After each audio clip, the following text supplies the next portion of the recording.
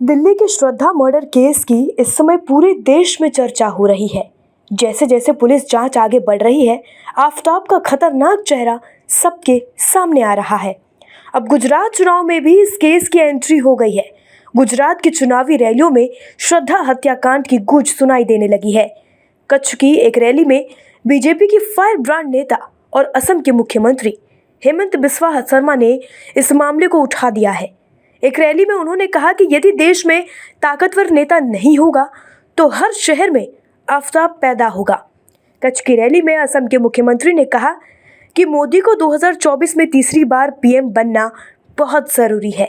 यदि देश में ताकतवर नेता नहीं होता तो हर शहर में आफताब पैदा होगा और समाज की रक्षा नहीं हो पाएगी।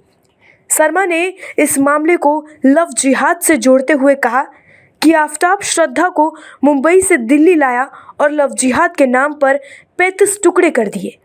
इसके बाद बॉडी को फ्रिज में रखा और अन्य लड़कियों को घर लाता रहा। श्रद्धा मर्डर केस इस समय पूरे देश में चर्चा का विषय बना हुआ है।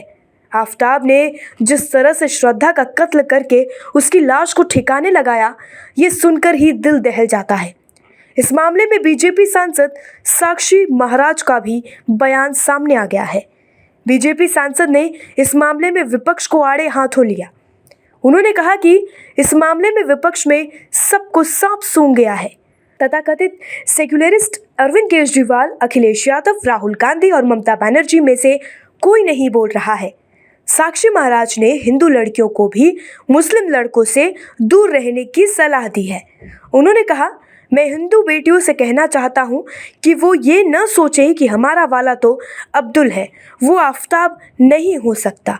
जो अपने माँ बाप के नहीं हुए वे हमारे नहीं हो सकते। इसलिए बेटियों को सावधान रहने की बेहद ज़रूरत है। अब खबरें पाइए सबसे पहले हमारे मोबाइल न्यूज़ एप्लीकेशन पर।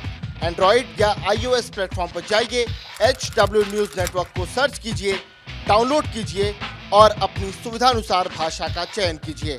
खबरों की भीड़ में अपने काम की खबर पाते रहिए।